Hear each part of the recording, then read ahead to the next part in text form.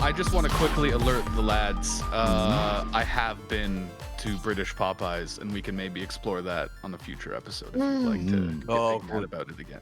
Well, we looked at the pictures, and then there was like a distinct difference between the appearance of the UK Popeye biscuits and the US Popeye biscuits.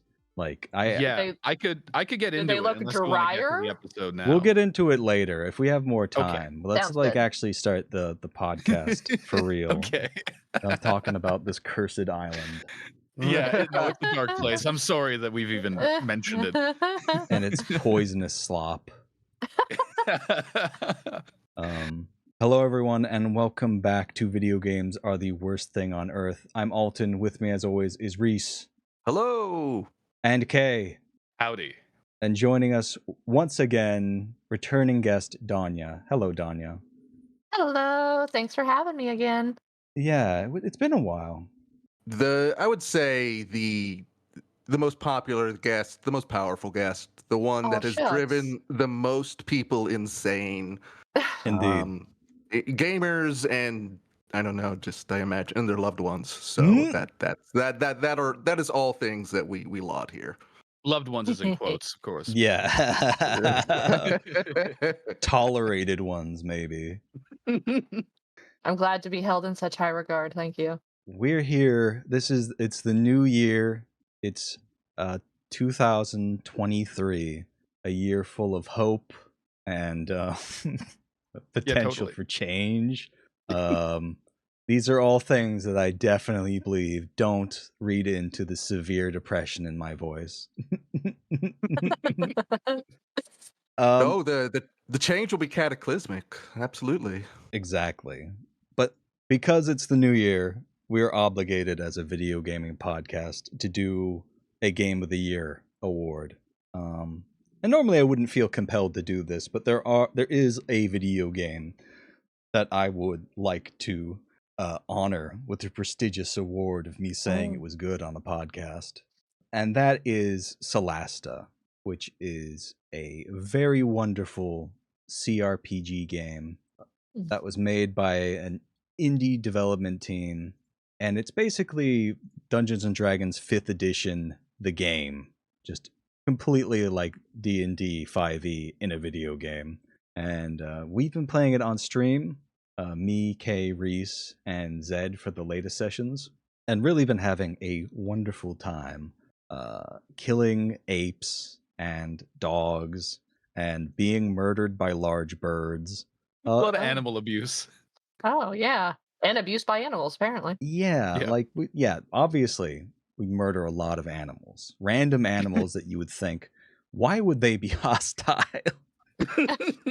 And then really organized too. Yeah, really organized into like a group of very hostile apes who were determined to smash our heads in with rocks for some reason. Oh. Because they think we're gonna funge their tokens. Yeah. So they think we're gonna take their slurp juices.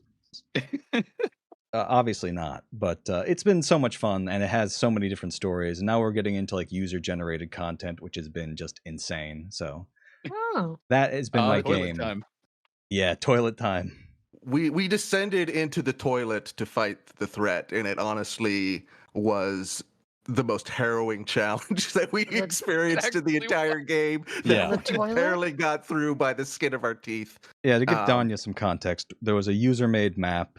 Like it basically, users can make their own campaigns in the game, like their own D&D campaign. So people have remade old classic campaigns, but somebody made their own, where we were basically hired by taverns. Like, the toilet stinks really bad. Go in there and see what's causing it, and just like cue like some of the most harrowing fights with the undead we've ever had. From the toilet. From the toilet. Yeah, toilet zombies. Okay. We went in there. A big cave toilet just filled with zombies and spiders. Yeah, there were some spiders. What I'm imagining, basically what we did is, when somebody mimes walking down the stairs, but, you can't see the lower half of them. So they just we did that into the toilet basically, and Oh, there was okay. there was a massive, terrible dungeon filled with the undead that we only survived because Alton had a rooting spell in close Okay. quarters. Okay. Yeah, that spell was Now, clutch. did Celeste come out in 2022? It says release date May 27th, 2021, but I don't care. All Your right. game Fuck the police. is the game of 2022. You know what? You're right. And they should That- be fucking grateful they get our recommendation, frankly. Exactly. Kay, what is your game of the year? Well, thank you so much for asking. My game of the year is Pentiment, baby. It's the game about monks. They're doing monk stuff, man. No, it's made by Josh Sawyer, who was the lead guy on New Vegas, and generally, when Obsidian actually makes a good game, usually he's involved. He was not involved in the Outer Worlds, I'll tell you that right now.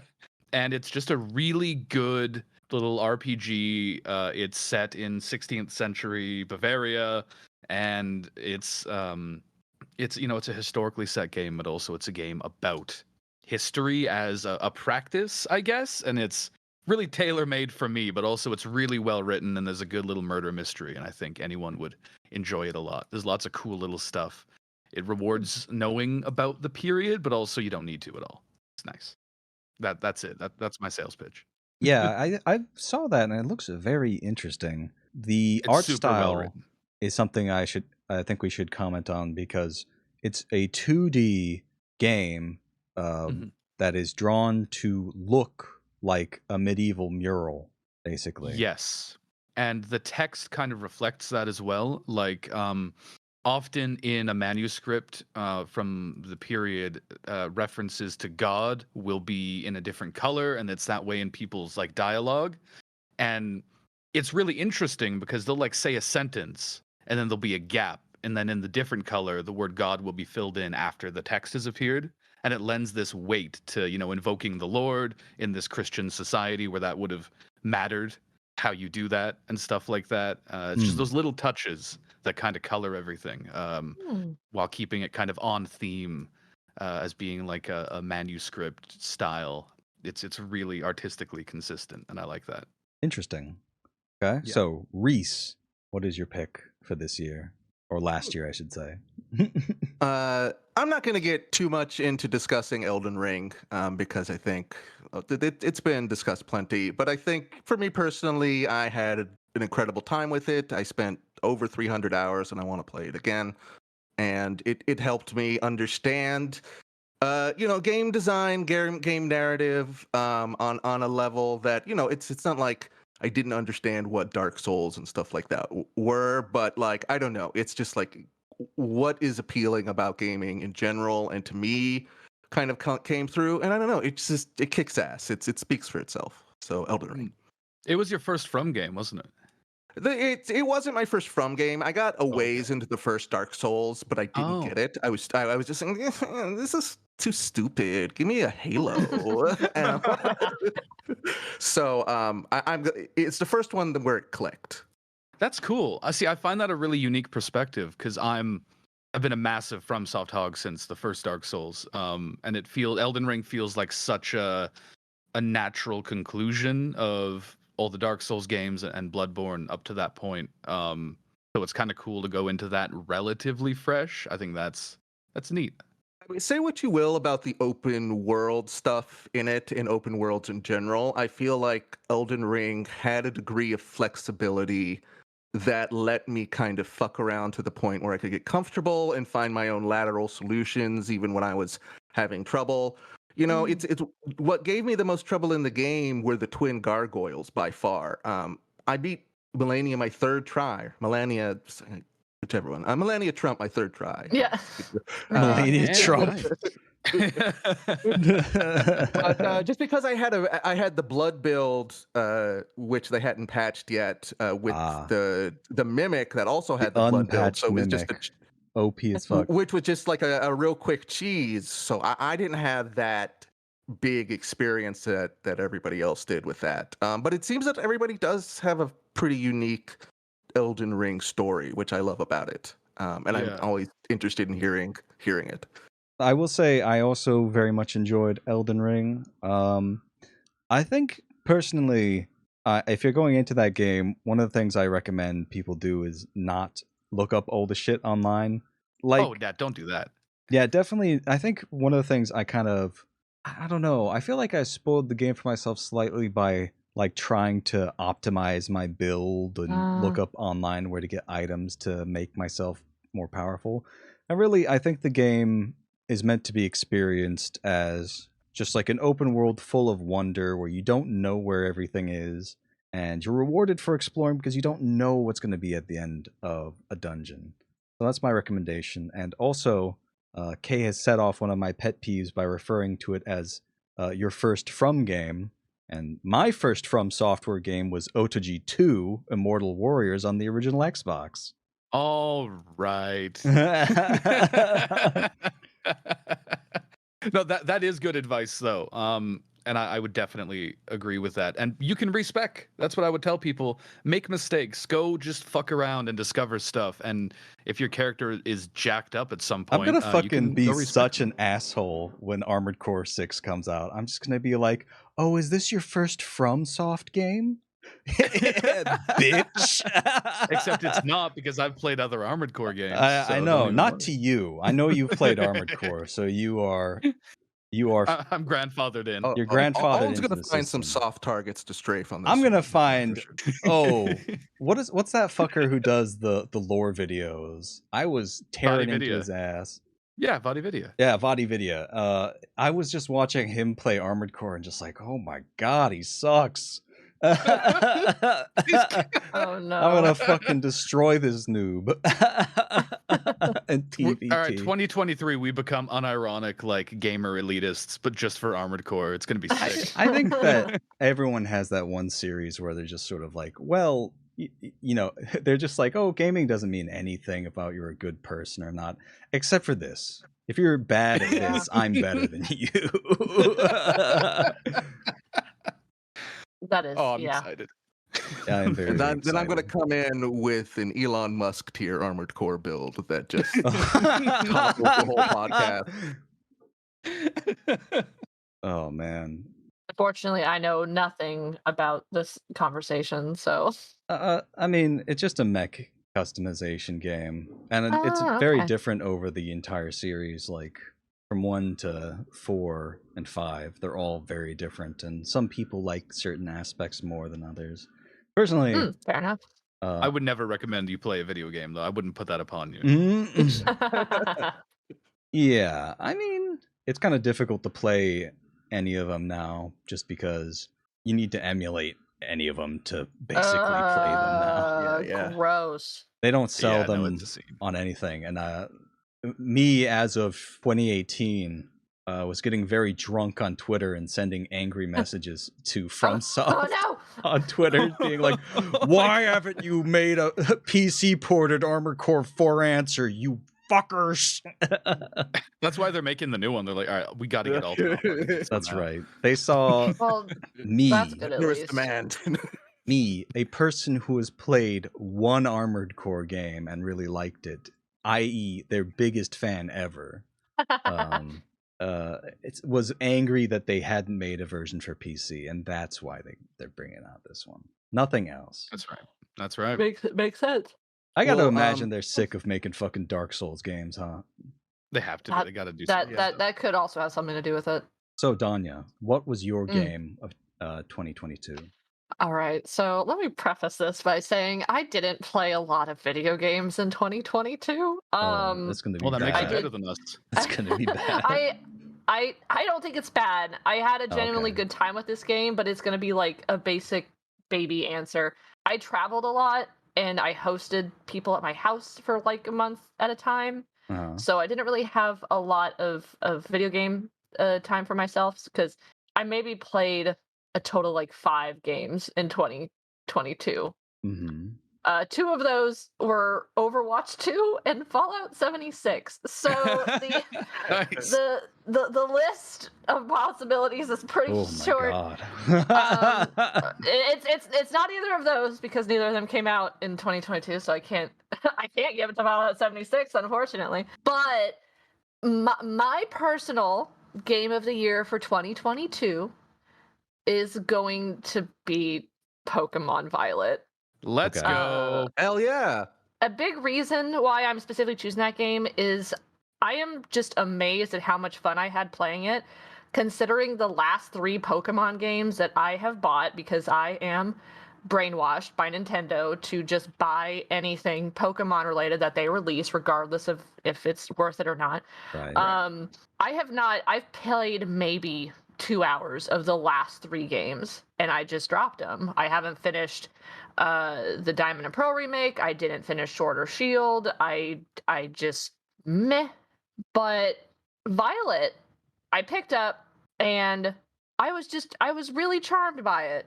And there's a lot of issues with it. I am gonna absolutely agree. There are people that criticize the game for the issues that it has. That's completely fair, but it was still a game that I really enjoyed, and I finished, and I'm still playing. Like I'm finished with all of the story. Also, really good story for a Pokemon game. I am one of those people that the previous Pokemon games, like a lot of people be like, oh, you can't post spoilers for the Pokemon games. I'd be like, shut up. It is a game for children. Oh like my what God. Spoil but what? but this game, it does have a story. And because there's 3 different arcs. 2 of them are whatever. Like one of them is literally just the basic Pokemon game of go beat all the gyms and blah blah blah.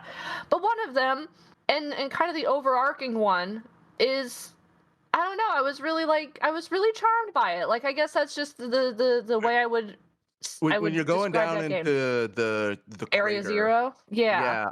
it's legitimate. I was surprised that it snuck up and moved me for sure. Yeah.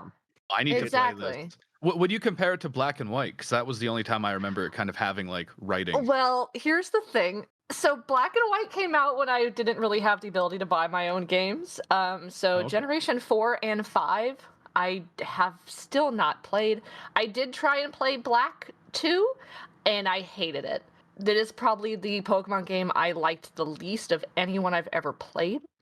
I ended up giving it away to someone because I was just like, I am never going to want to play this again. Damn. Yeah, the sequel ones weren't that good. But I never played the original Black or White. But I don't know. I just thought it was a really fun game. I enjoyed it very much. Wandering awesome. around the open world, it's still the Pokemon thing of you'll find somebody on a beach and they'll like, isn't the ocean beautiful? It's all thanks to Pokemon, and like that's every fucking person in the world. But the story itself, I think, was legitimately pretty compelling. It seems like they're doing some a couple of little sneaky gender touches in the theming. I will say they could have done better with the customization. That was pretty lackluster. The dog shit customization. Especially compared to previous games, even with it being like, oh, we're not gender locking stuff, but it's like, I can't wear a skirt. So that was annoying. We're not gender locking the one set of pants that everybody shares. Thanks. Oh, it's under communism. That's my biggest pet peeves in like an RPG is when they have, clothing for a specific gender and they don't let both genders wear it. I'm just like, this is so lazy. I should be allowed to do this. Yeah. Yeah. Final Fantasy 14 just announced a big unisex clothing patch. Oh, really? Yeah. Well, there you go. That beats out my MMO of the year. Simply out of principle. But anyway, that's our games of the year. If you disagree, It's your homework to play them all. Please send us your complaints with a picture of you and your home address so that we can beat you with hammers because you're wrong.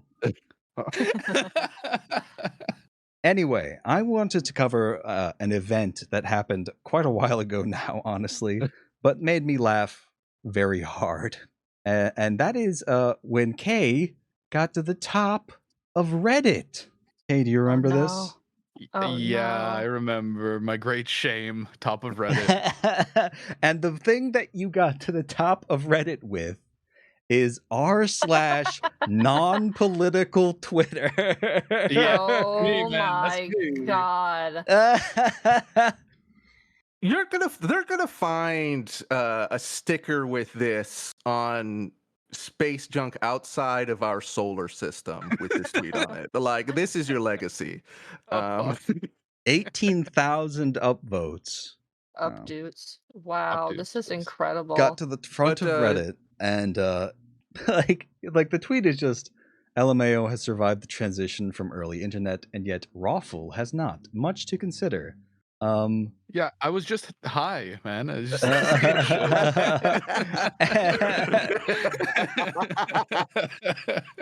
It's a good tweet, though.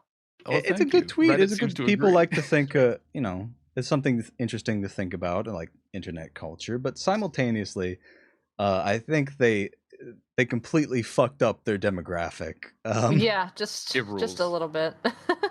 Famous non-political tweeter K and Skittles. That's true. I wonder if loads of people. I did get a lot of followers when that happened. I wonder if some of them were like, "This smacks of communism." What's Oh fucking my happening?" god, this person may be a communist. Yeah, it's like that Disco Elysium review. Like, I'm starting to detect communist bullshit. Yeah. Oh The my best part God. was all the people, including me, in your replies, like trying to define the culture of what both LMAO and Roll. You're just like, please, all of you be quiet. Yeah, I muted that one pretty quick. Anyway, moving on.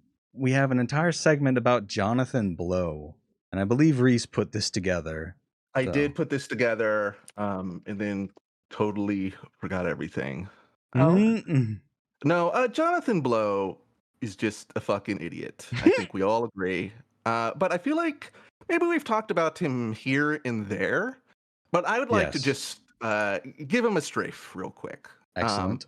What has brought him up most recently is in the most recent current event of this recording, Andrew Tate got arrested, and there was the false claim about the pizza boxes that just seemed kind of like half a joke that people, most people were normal about, and some people were like, this is disinformation. Mhm. I'm blocked by Jonathan Blow, which is making me hard to bring up this tweet. Uh-huh. The dumb pizza box thing tonight is the most scary internet moment for me in 2022. Very bad way to end the year. And if this was the only thing that Jonathan Blow had ever said, it would just be like a fuck you moment. And I don't want to get too into the weeds with human trafficking and why there's a right side and a wrong side in these issues. But this is such a like... We gotta give like an overview of John Blow, famous creator of Braid, indie game extraordinaire, and I love his take on Elden Ring. If you don't mind, Reese, may I read it out for the class? Oh, of course. So this is from Jonathan Blow, December 26, 2022. So pretty recent. Elden Ring doesn't really have design per se. It's a huge map full of a bunch of bosses with different attack patterns, and the sheer scale alone is interesting and impressive. It is way bigger than anything previous, both in physical size and amount of stuff. Parenthetical, but the amount of stuff is also kind of why there is no real design. It is just, here is just a bunch of stuff we put in a bag. Here's the bag. I don't think that's right. That is Insane. the most Correct. insane take I have ever seen on Elden Ring. Like, there's design everywhere in Elden Ring. It's one of the most well-designed games I've ever played. Yeah. Easily the most well-designed open world, except maybe Breath of the Wild. Maybe. Here's the thing about Jonathan Blow, is that he is perhaps the most compelling example of Dunning-Kruger I've ever seen, where my man is so fucking stupid and insular, and he can program, sure, but it's on a level where he can parse nothing.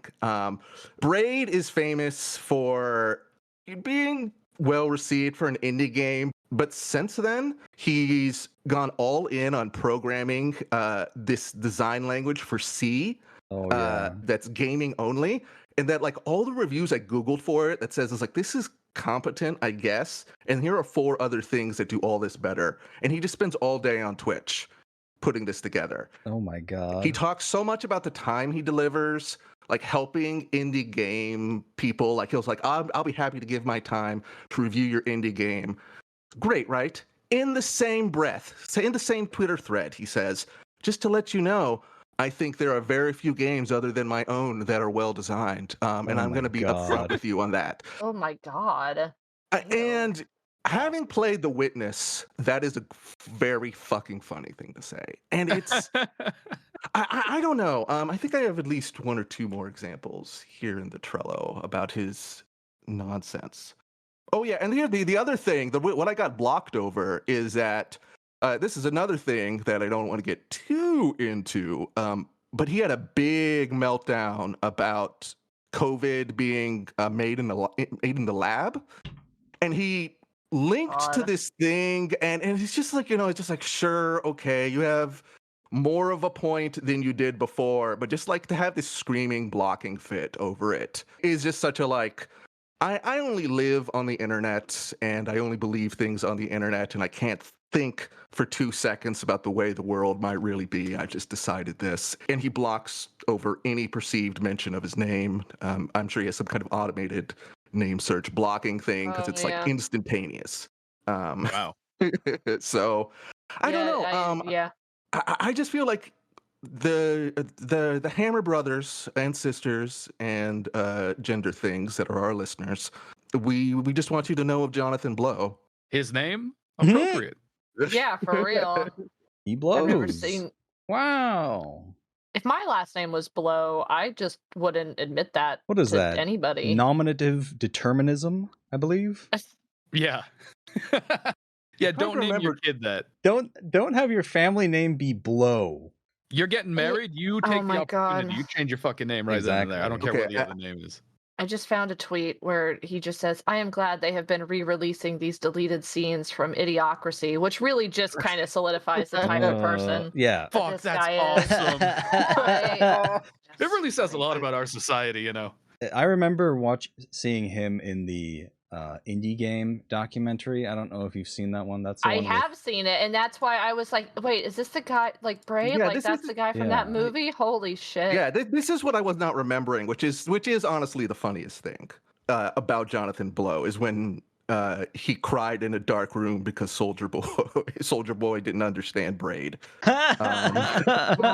That movie is so fucking wild. I recommend everyone go and watch it just to see. It's been so long since I've watched it. I apparently forgot this, which is sad. How could I forget such a funny thing? Jonathan Blow comes across as like the most stuck up, arrogant little weirdo who has ever existed. And I believe the main story is about the guy who made Fez. And yeah, that I remember more about him. That's because he's had like a full-blown meltdown. Like, we watched this person just killing himself. Fish is his last name, isn't it? Yeah, Fish. Killing himself to make a video game. Just like, oh my god. So that... Isn't there a third person in that movie they go over? Probably. The guy who made Binding of Isaac. Oh. Those seem like the most normal people out of all of them. Yeah. I need to watch this documentary again. Those are just like two like metalheads who are just like, oh, we made a game like out of our cool sketches. And we made so much money that we can afford to move out of the trailer park. Yeah, let's go. Let's go. Not literally that, but they were very lower middle class, you might put it. We're moving into this nicer trailer park. Yeah, exactly. And they're like the only psychologically normal people. They seem perfectly lovely, to be honest. Which is even funnier whenever it's like Binding of Isaac, a game about like religious trauma and stuff like that. Mm-hmm. Yeah. And yet they're the most normal ones. I love that for them, though. Yeah, that rules. And can we play Jonathan or Soldier Boy obliterating Braid, that little clip? You want to watch it? Let's watch it. 3, 2, 1, click. Hey, it's your boy Soulja Boy. Tell them they got this game, right? Oh no, this shit called Braid. Oh no, the fuck. Braid was released in August 2008. Guy in a suit, and he looked like Mario in the future. And he just walked around jumping shit. Which the funny part about it, you can do this right here. Watch this. What you do? How you do that? How you do that? If you didn't catch that. The first 30 seconds. And they ain't got no point to the game. You just walk around jumping on shit. It look like that. They're not seeing the most important thing. Yeah, that. Shit's stupid as hell, man. just Soulja Boy saying, it's stupid as hell, man. He's just sitting in a dark room. Oh, fuck. Thank you, Soulja Boy. Thank you for owning Jonathan Blow so hard. And he's right. Braid is so fucking overrated. Ugh. That rules. Thank you for bringing that clip to our attention, Reese. Oh, it's awesome. That's gonna require a little bit of editing in post, I'm sure, but man, that was funny. Yeah, I wouldn't have been able to live Braid. it down had I not brought that up. But Are we ready to move on? Sure, Yes. we all agree Braid is I'm good, ready. though, right? That's understood. I never played it. I mean, Yeah. I guess I can kind of see like why at the time it was something that was worth talking about, but I don't really know if it has the staying power that Jonathan Blow seems to think it does. No. Listen, Braid came out at a time when Xbox Live was a brand new thing, and anything Yeah, that's true. on the platform was heavily promoted by Microsoft as like, look at us, we do indie things. Yeah, that's sort of the culture that it came out in, is like basically Steam before they let loose the floodgates of trash. Yeah. Hey, speaking of floodgates of trash, what's our next topic? Oh, it's about Activision. Yeah. It's about two floodgates of trash, Activision and the Bored Ape Yacht Club. Oh god, they look so bad as real sculptures. I hate that. They're the Yeah. nastiest things a human being has ever fucking conceived of. Like literally they are viscerally unpleasant in a way that's hard to capture unless you, like, if you were deliberately going for off-putting, it would be difficult to make something this ugly. But going back to our topic, this comes to us from Kotaku. The article title is Activision Blizzard President Leaves to Take Over Bored Ape Yacht Club. Fruitful endeavor, to be sure. Yeah. Awesome idea. By Love that Ashley for him. Bardhan. So, Activision Blizzard President and Chief Operating Officer Daniel Allegri is leaving the company to become CEO of blockchain company Yuga Labs, which owns famous ugly NFTs like Bored Ape and CryptoPunks. Wait, is Those are CryptoPunks the one I'm thinking of? Oh my god, it Yeah, it is! is These are nice. even worse! The fucking Yeah. like MS Paint ass looking pixel art that Yeah. is so low effort that you could literally just make it yourself in like 10 minutes. Yeah. Oh my god. That is a really good decision, Mr. Allegri. I'm sure this will be very good for you and your future for the rest of your life. Congratulations. Yeah. I don't know if I'm pronouncing their last name correctly, but who cares? Allegri, who was named in February lawsuit alleging Activision Blizzard misled the SEC about its contested Microsoft merger, will help Yuga create a, quote, vision of a truly interoperable metaverse. So that's just a diarrhea of buzzwords there. Oh, Jesus. I don't know and what there's this more. means. There's so much. There's so much in this, and the real nugget of this is just like, it's so strange that he would jump off Blizzard to go to what I would consider to be not just like a sinking ship, but a sunk ship almost. Yeah. Yeah, this it's is- already underwater. Yeah. Yeah. James Cameron is checking it out to make a movie. Yeah. Mm. he's getting his little submarine ready to go explore it. Yeah, it's odd.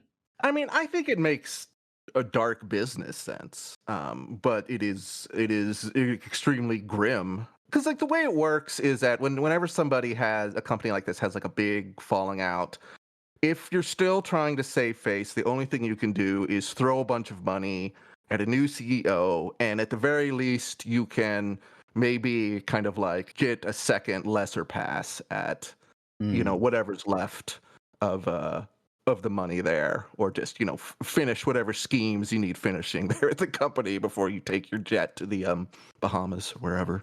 And so that's why it makes sense to me, not in that sense, but just because I remember when I think it was Blizzard itself. Blizzard got a change in CEOs, and there was a complaint about it. They were about who was joining. It wasn't Daniel Alegre. But the complaint it's like, why would this person switch over to that? That was the reason given, and then it seems to be the reason that a lot of kind of like big name CEOs get offered a gajillion dollars to captain a sinking ship for a year and a half. I'm sorry, there's a really good line that I would like to read in this article. Sure. About his new role, Alegre said that Yuga Labs has quickly made a name for itself through a powerful combination of storytelling and community building. Those are words that you can say, that doesn't make them true. Storytelling. Didn't they try to make like a cartoon for these ugly little shits? And I don't think that actually happened. Was that Yuga Labs, or was that just one of their psychotic devotees? I thought it was the latter. That's the thing. Honestly, I didn't know that there was an actual company behind these things. I just thought it was a bunch of like tech bros that decided they were going to hop in on this I thought it was a North Korean front for fleecing the imperialist West. But I'm sad to learn that it isn't, and is in fact helmed by a Blizzard person, which is terrible. God, that would be so funny. But also, I wanted to say a powerful combination of storytelling and community building. Storytelling is just CEO speak for lying to people. Yeah, and community building is keep fleecing them. I mean, that's the goal, isn't it? We have to talk about what Reese has linked here. Do you guys remember the Seth Green thing? Oh my god. Yeah, I vaguely remember it. This was the TV show that I thought people were talking about. Seth Green was getting like really aggro at everybody in Hollywood about it. Somebody stole it. I was talking about like an animation that came out before this, but this is really funny. This is very funny. It is a different project, I do believe. Yeah, just Seth Green created a TV show around his Bored Ape, and then had to pay $300,000 to ransom it back, so he could continue to make the TV show. That's the thing that's wild about NFTs. Is like people can just send you like a link and steal all of them from your wallet. It's the least secure. It's the least secure like method of transferring anything on the internet, let alone acting as like a speculative asset. And you can just send somebody like a fucking DM and just fucking take all of it. Yeah, like after he accidentally interacted with a scam site, it's like, that seems like a pretty low bar to get someone to hop over, and then you just have this thing for yourself. But yeah. There's also somebody else made an animated web show, and somebody made like a rap video, which is so absolutely cringe that we'll put it in the credits. Oh, for sure. Oh my god. It will be the worst thing I think that we've ever put at the end of an episode. So be sure to click pause before that happens. Yeah, I'm pretty sure that song killed MF Doom. I think that's what happened there. He couldn't coexist with that in a world, and I completely understand. Continuing the cavalcade of absolute fucking garbage, now we have to talk about Teslas and how they have fucking Steam on like the little monitor on like the middle dashboard. The little boop boop computer. Yeah. Star Wars voice, they have Steam now? Yeah, and here's the thing. They have Steam now. The thing is with like Teslas and all cars that are trying to do the self-driving shit is that they actually do have quite powerful GPUs on board. The reason being that it's used for the artificial intelligence of the driving, which, as you know, it doesn't really work that well. But it makes a great gaming PC. But like, this is the most insane thing I think I've ever seen somebody advertise as a feature on their car, because it's like, yeah, why don't you play games in your car? Drain the battery away while you sit in an unconditioned vehicle. Just wasting the fucking power. Well, here's where I'd like to debut my conspiracy theory for the episode. This is going to end with somebody trying to run Cyberpunk, specifically Cyberpunk 2077 on max graphics, and it will set the Tesla on fire, leading to somebody's death. That will happen this year. I would put money on it. I feel like somebody's just going to like be playing games while they're driving and just crash and die. Like, that's the obvious thing, right? Like, why would you deliberately add distractions to a vehicle? Yeah, even if it has an autopilot function, you still have to pay attention to the road. Like, that's the thing, is you still have to be like cognizant of everything going around you. You not only have to pay attention on the road, you have to like fucking keep on the top of your game, and like for any potential heat sources to fucking suddenly ignite your lithium battery and turn it into a fucking car bomb. Your head's got to be on the swivel in case there's any rain. You know, car's going to set on fire if it gets rained on. Fuck me. At a certain point, there's a moral obligation to drive a Tesla off the road if you happen to see one and you're in a larger vehicle. Exactly. Actually, my friend sent me an article that was about a guy that apparently drove off a cliff in a Tesla in an attempt to, take out him and his family, which is bad. Extremely bad situation. Apparently, he did survive, which prompted me to ask, and he was in a Tesla and he survived? You see, that's the thing with Teslas. Is like the one time you want it to burst into a fireball, it doesn't. Yeah, it's like, no, he had to have lost some speed. He was about to chicken out if he lived, because I don't see that being something you can walk away from, but somehow he did. I'm just imagining Elon Musk going like, they say it's not durable, but it's actually very good at hunter killing. Oh my god. Fuck. Alton, I'm curious on your expertise on the Tesla's claim that the Cybertruck can pull a near infinite amount of mass. What? Oh my god. How does that happen? How do we get there? What? I mean, I'm not really that interested getting into the Cybertruck just because I don't really know anything about it by design. I just think it's funny that the near infinite mass thing that they're hauling is also like a cyber Winnebago, like a cyber Winnebago, a cyber Winnebago. Oh my god. Oh my god. Take that to Yellowstone. You're gonna be the talk of the camp. Oh my god. What? Yeah, when it burst into fucking flame in the middle of the night and you burn to death. But no, that's the community bonfire. I would love Tesla to make like a Winnebago and just like see what horrible fucking decisions they make. Like no windows, no that'd air. Be the best thing. Yeah. No air circulation. Just fucking slowly suffocate in the vehicle. It's an airtight seal, but it does have steam. Yeah. It's like a fucking death chamber from Soylent Green. You're just slowly suffocating to death as you play Cyberpunk 2077. So, are we ready to move on from the Tesla having an incredibly bad thing? This is a throwback, and I think that everyone's going to enjoy this quite a bit. Tim Buckley is making the rounds for a brand new shitty comic. Go Tim. Stay in the eye, you know. Wonderful news for all fans of what is arguably the most infamous bad comic of all time, Control-Alt-Delete, and the abortion comic.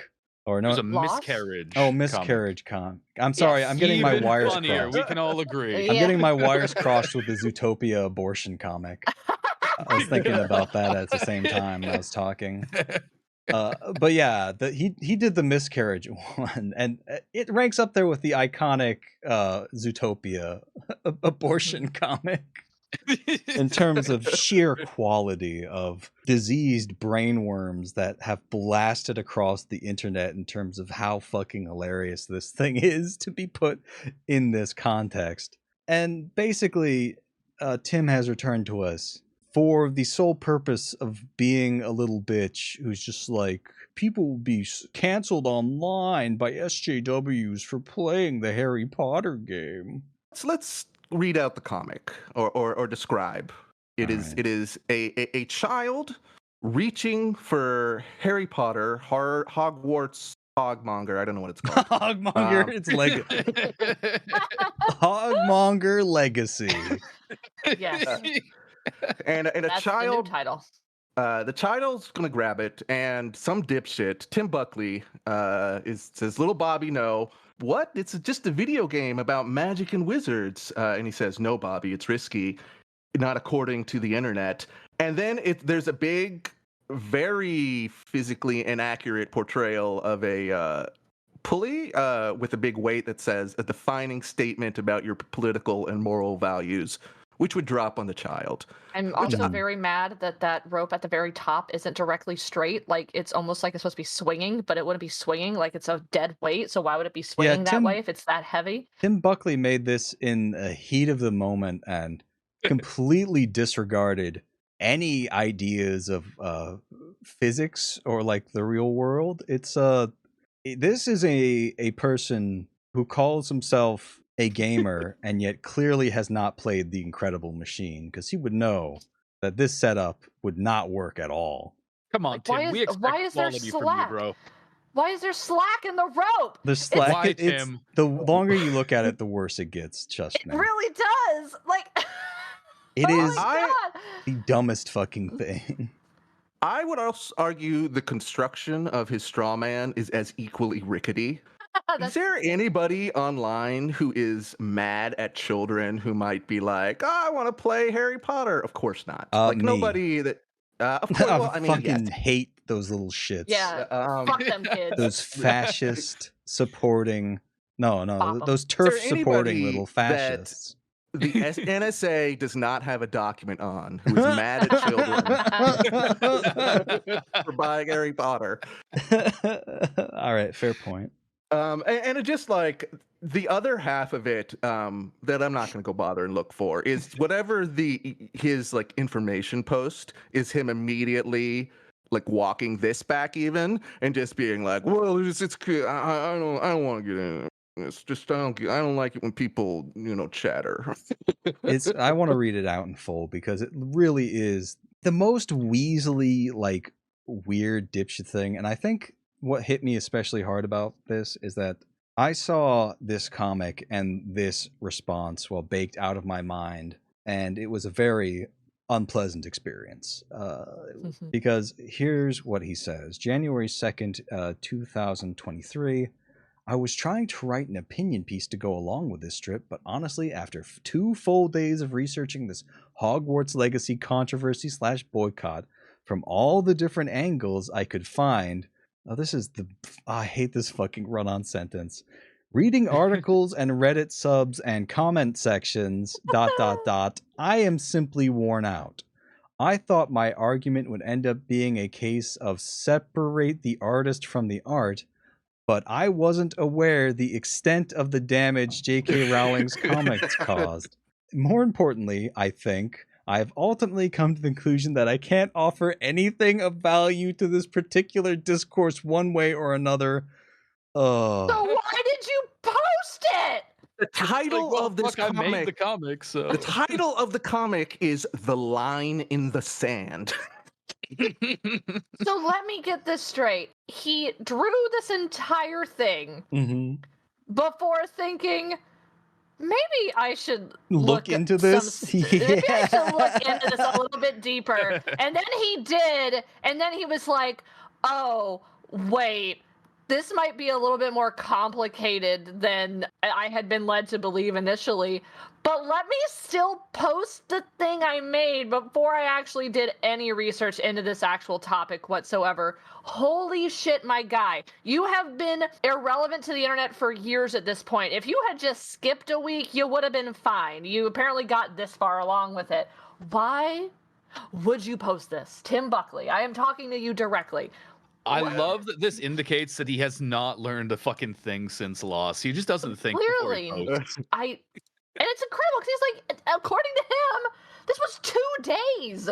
Like, he did think for 48 hours, and he still was like, but I'm still going to post it, though. Like, I worked really hard on it, even though I clearly didn't because I didn't want to fucking draw the rope correctly. This rules. I love... You fucking idiot, Tim. I love everything about this. Like, the fact that he clearly drew this before looking into it at all. And he obviously drew it in, like, a fucking rush, too. Yeah. Like, the kid is, like, slightly wall-eyed. Like, the more I look at this, the more I see wrong with it. The motion line things Dawnya pointed out was great, too, because that's such a subtle... just put lines around it, I guess. Why is it wiggling?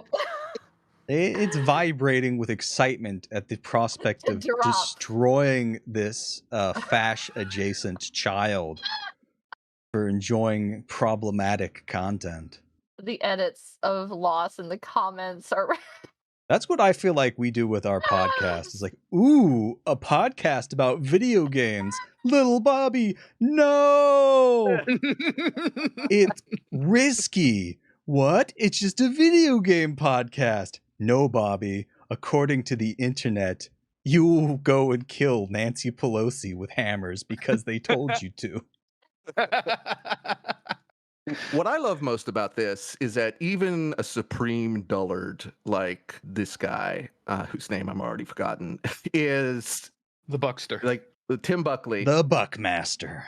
Is that he took a look at J.K. Rowling's comments and was just like, oh yeah, this is pretty shit though. Oh, fuck. I made a whole comic. I got the ropes just right. No one's going to be upset about that. I think my favorite thing is that Control-Alt-Delete has been running for 20 years. Did you guys know that? 2002 it started. I wish I didn't. 20 years. Still kind of a shitty artist. Yeah. Not great. Not amazing art. But to be fair, he probably drew it in like 15 minutes. Well, yeah, this was clearly rushed. But there was a while that, like, I remember there was a bit of a artist drama, let's just call it, because he would... And honestly, looking back on it now, this is like nothing to really make fun of him for. A lot of artists do this, but he used to use like preset. Like he would have different faces like saved as images, so he could just kind of like copy paste things together to make things faster. And I don't know. Yes, templates. Thank you. So I don't know. I think it says something whenever those looked better than this, which clearly does not have that going on because, again, everyone is wall-eyed at some point. So this rules. He drew this straight from the heart. He was like, that's true. He was angry. He was moved. People are getting mad at people playing the Hogwarts video game, and I must speak out. I must use my platform. That's how he's always been. Remember his legendary like "We're Gamers, Don't Fuck With Us" comic that came out? Don't fuck with us. He did, and he makes a fucking kill comic. You. Like, we will fucking come to your house to prove Jack Thompson wrong about video games making you violent. Oh man, incredible stuff. I will kill your whole family, Jack Thompson. You remember Jack Thompson? That was like the fucking boogeyman of the pre-2015 internet. He was gonna take our violent games away. He was gonna take our games away.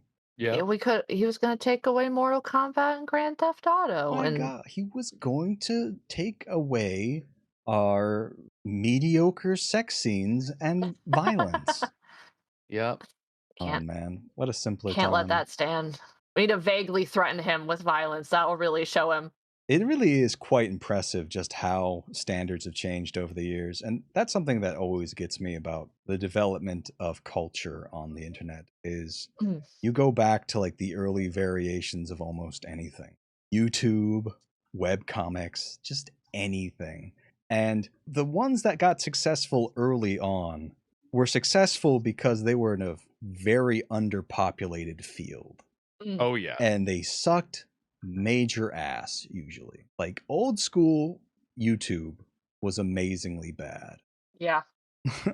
Like not to speak ill of the founding fathers of screaming online into the internet, but like, yeah, like Fred, I mean, shoot.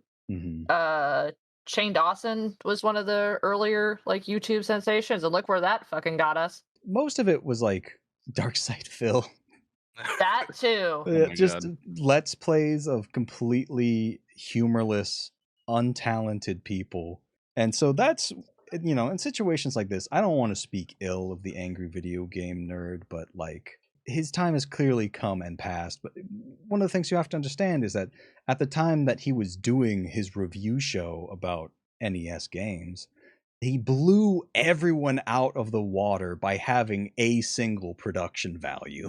Yeah, I was gonna say, like, he had a production value, so exactly. that he was leaps and bounds. I'm like not setting up a freaking handheld camcorder in front of their CRT, like, and playing and reviewing it. Like, he actually put the minimal amount of effort into it. He scripted and things. As a result, yeah, he's kind of a Genghis Khan figure now, where every YouTuber is related to him. Yeah, every YouTuber is his son or daughter.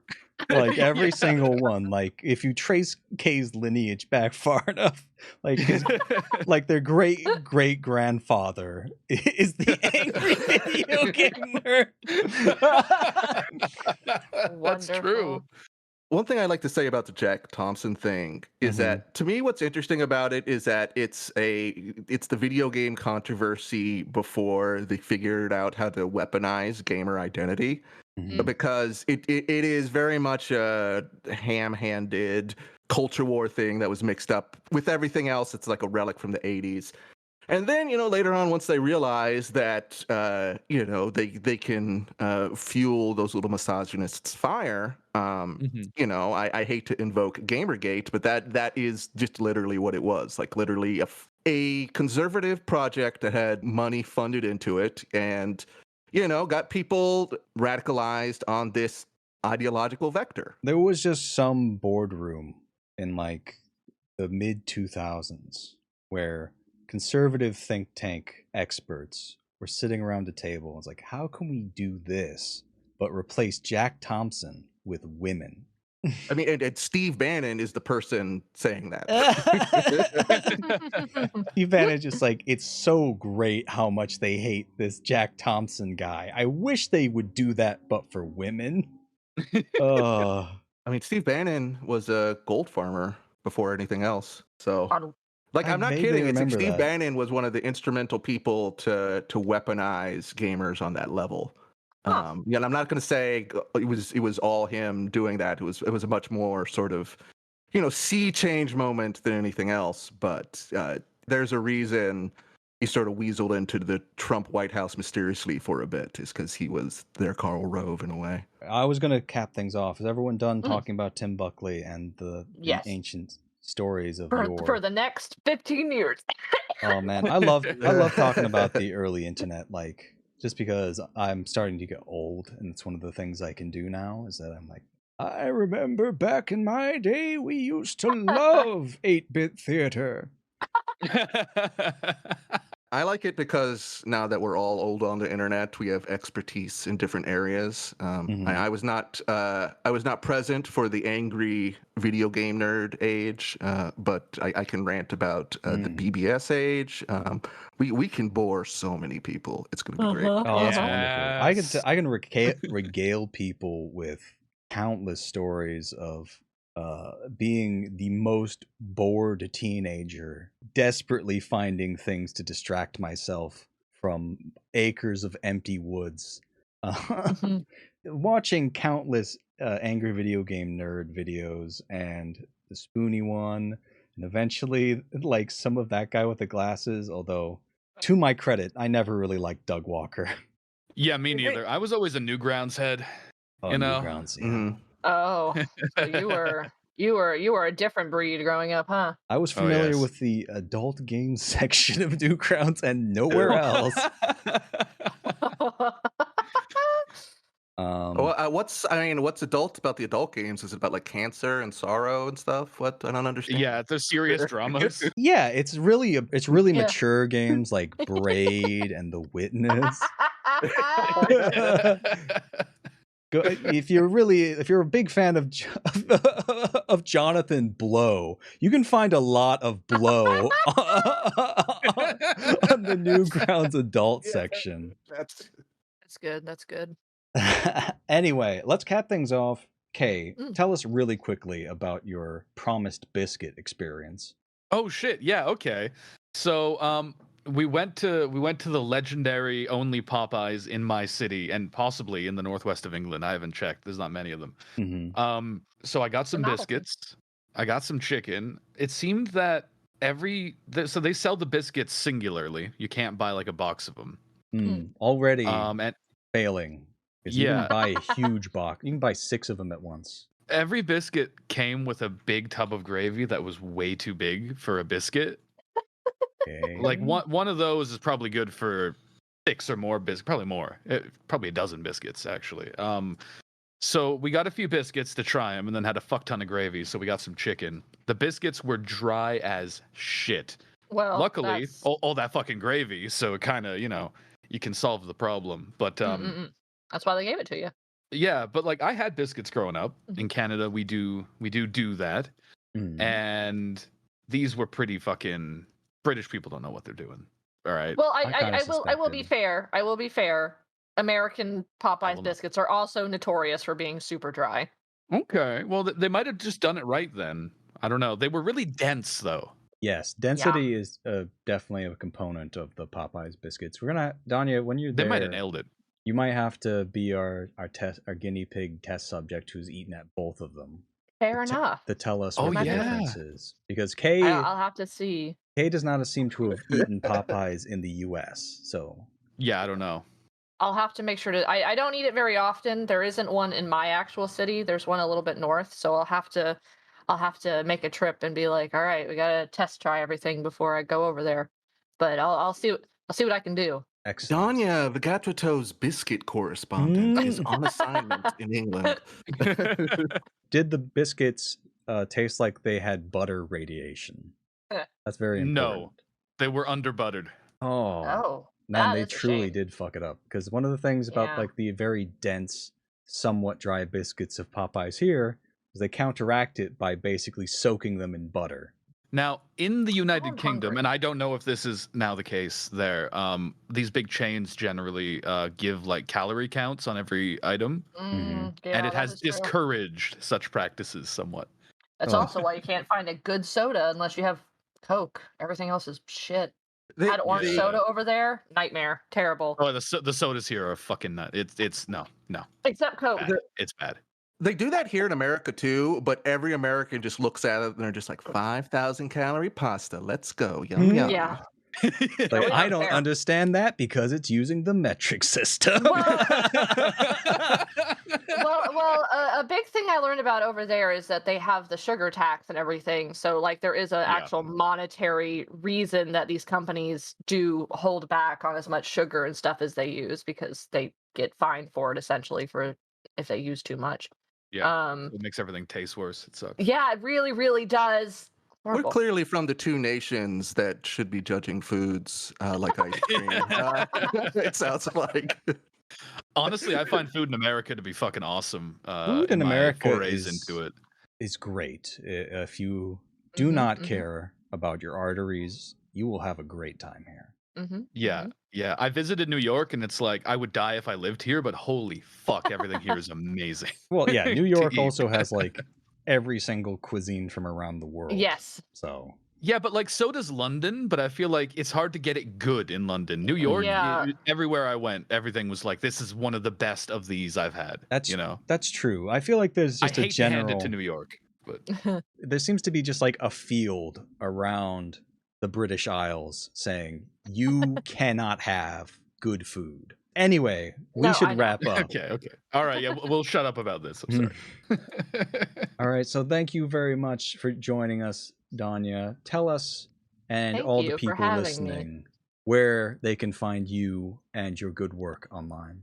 Well, you can find me on twitter.com at exo_pinkishheart. You can also find me on Twitch, where I play some video games, not a lot, but that is twitch.tv /pinkishhearts with an S at the end. I am not happy about that. I wanted it to be singular. It was not available to me. But yeah, that's where you can find me. Always having a good time when I'm on, and thanks. Yeah, thank Hell you. yeah. And Reese, where can people find you on the internet and the things you do? You can find me at Your Very Good Bud on Twitter if I ever choose to unlock my account. And you can find me on Twitch also at Your Very Good Bud, where in theory I will one day stream things. And also, you can get at McDonald's a Oreo McFlurry with chocolate base, Dawnya. Check it out. Yes, I need to do that. Thank you. I'm fucking cutting out all the fucking milkshake discourse. And no one's gonna get that Leave it in. reference. Come on. Keep it in. I listen. No, Dawnya got the info. That's I the won't. important, the message. got Kay, through. where can people find you online? We'll take this feud to Twitter. You can find me on the Twitter at K and Skittles, where I make posts that Reddit loves, and they're very non-political. Famous non-political Twitter, K and Skittles. Yeah, that's me. That's me.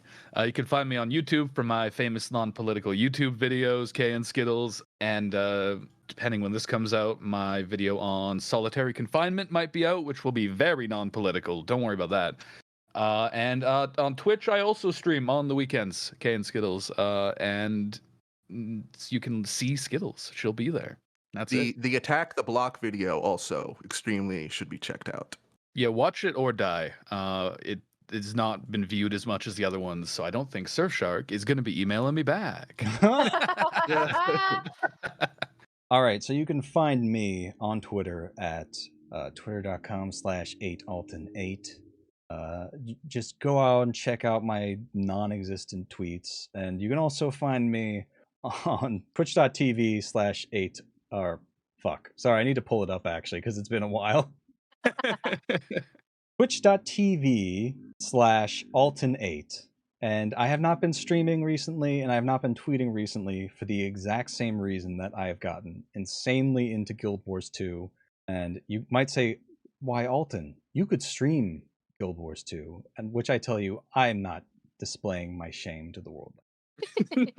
That's not happening. Anyway, you should go and give us $1 on patreon.com/VGATWTOE, where you can get access to all of our great premium episodes. We have a new one in the works now. Reese, how's that coming along? It's coming along. Work has been done on it. Hell yes. And you can find our podcast at videogamesoftheworst.pinecast.co. And I think that's everything.